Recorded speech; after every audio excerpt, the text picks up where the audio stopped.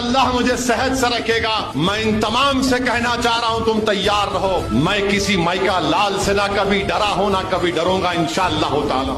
मैं इन मुखालिफिन को इतना ही कहूंगा, मेरे भाई जो तुम मुझे कह रहे हो ना खामोश बैठो, अपने अब्बा से पूछो, अगर वो खामोश रहते तो तुम्हारी अम्मा से निकाह भी नहीं होता था। अस्सलामु अलैकुम वरहमतुल्लाहि वबरकातुहू। नाज़रीन किराम, आज मैं आप सब की खिदमत में एक निहायत अहम और ख़ास वीडियो लेकर हाजिर हुआ हूँ। मौजू है बैरिस्टर असदुद्दीन अवैसी साहब के बारे में उलमाए किराम की राय।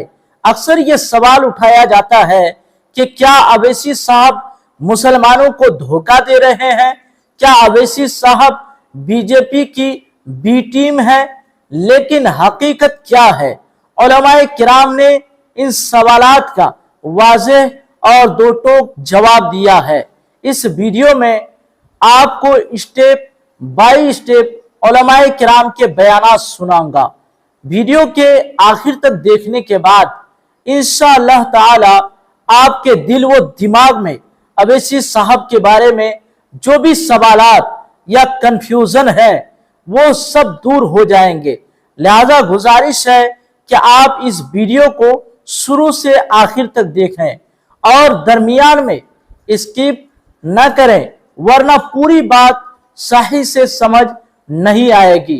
और अगर आपको ये वीडियो फायदामंद लगे तो इसे ज्यादा से ज्यादा शेयर भी जरूर करें। तो आइए नाजरीन, सबसे पहले चलते हैं वीडियो की तरफ। सबसे सच्चा पत्रकार, उसका एक इंटरव्यू मैंने सुना, उसने कहा कि मुसलमान पागल हैं, मुसलमान बिल्कुल बेवकूफ है कि उसको बैरिस्टर असदुद्दीन ओवैसी जैसा नेता मिला है और वो उसकी कदर नहीं कर रहे हैं। ये कौन, किसने कहा? जो हिंदुस्तान का सबसे सच्चा पत्रकार जिसको कहा जा रहा है वो रविश कुमार ने ये जुमला कहा। अब इलेक्शन करीब है, याद रखें।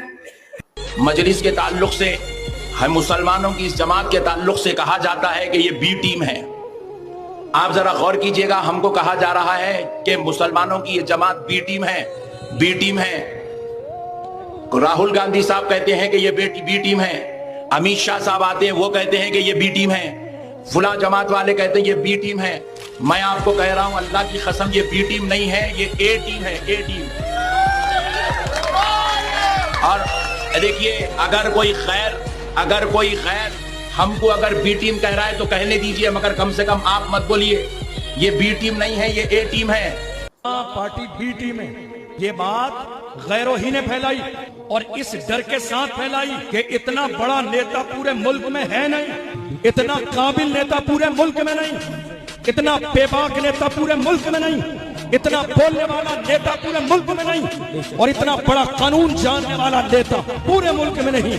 कहीं ऐसा ना हो कि मुल्क की आवाम इसके बयान से मुतासिर हो जाए, इसकी बेबाकी से मुतासिर हो जाए, इससे पहले कि कौम मुस्लिम इसके साथ जुड़ जाए। समझो मेरे अजीजों, हम ये देख रहे हैं जब बात कुरान पाक की अजमत की आती है तो बोलने वाला वो तन्हा एक ही होता है, जब बात अजमत रसूल की आती है बोलने वाला एक ही होता है। नामूस रिसालत के मसले पर बड़ी बड़ी खानकाहों में शहजादे मीठी नींद सो रहे थे। उस जमाने में इम्तियाज जलील ने इतनी बड़ी रैली निकाली, दुनिया को पता चल गया मोहम्मद के गुलाम नबी की कसम, रोक लो असदुद्दीन ओवैसी को हैदराबाद वापस जाने से।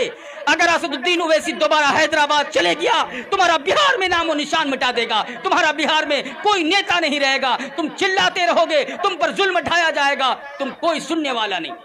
ओवैसी साहब खुद कहते हैं लोगों से, मैदान इम्तिहान से घबरा के हट न जाना, मैदान इम्तिहान से घबरा के हट न जाना।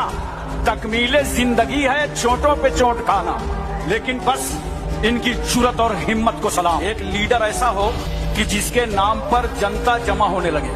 अल्लाह ताला ने ऐसा लीडर हिंदुस्तान में अता फरमा दी। उत्तर प्रदेश के जिस शहर में आप जाते हैं लाखों लाख का मजमा उमड़ पड़ता हो ओवैसी साहब को सुनने के लिए। हम तेजस्वी यादव से कहना चाहते हैं कि मेरे भाई, अगर आप चाहते हैं कि बिहार में आपकी सरकार बने और हम भी चाहते हैं कि बिहार में आप ही की सरकार बने, अगर आप चाहते हैं कि बिहार में बीजेपी की सरकार नहीं बने तो जानिए बैरिस्टर असदुद्दीन ओवैसी साहब को आप अपने साथ ले लीजिए।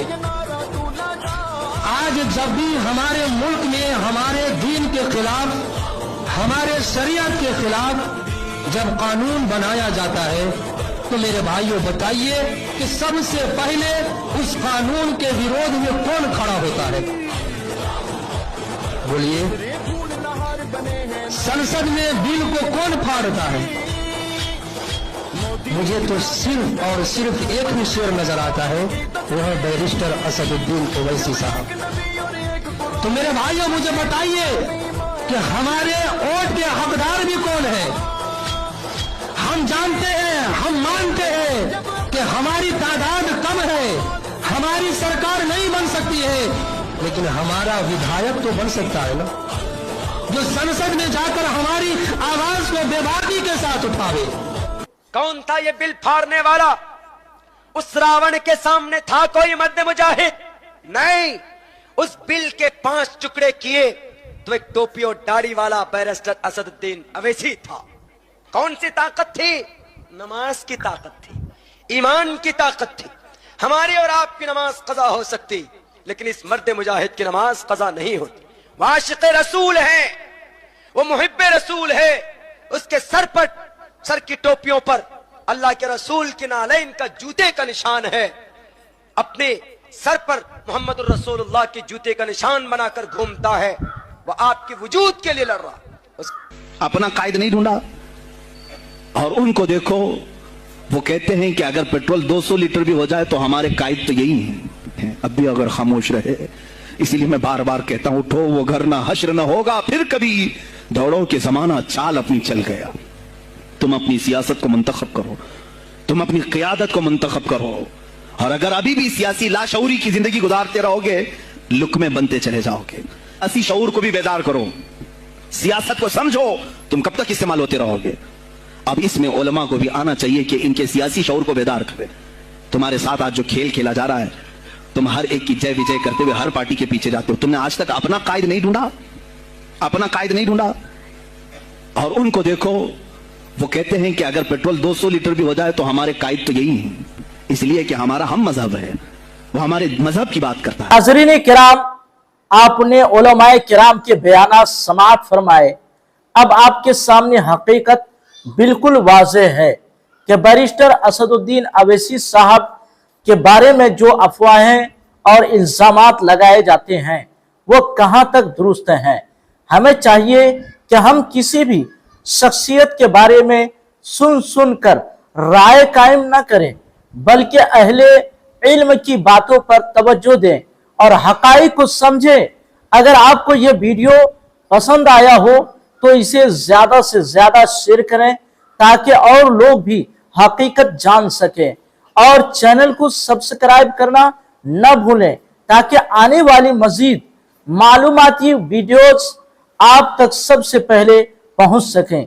अल्लाह ताला हम सबको हक बात समझने और इस पर अमल करने की तौफीक अता फरमाए। आमीन या रब्बल आलमीन। अस्सलाम वालेकुम व रहमतुल्लाहि व बरकातुहू।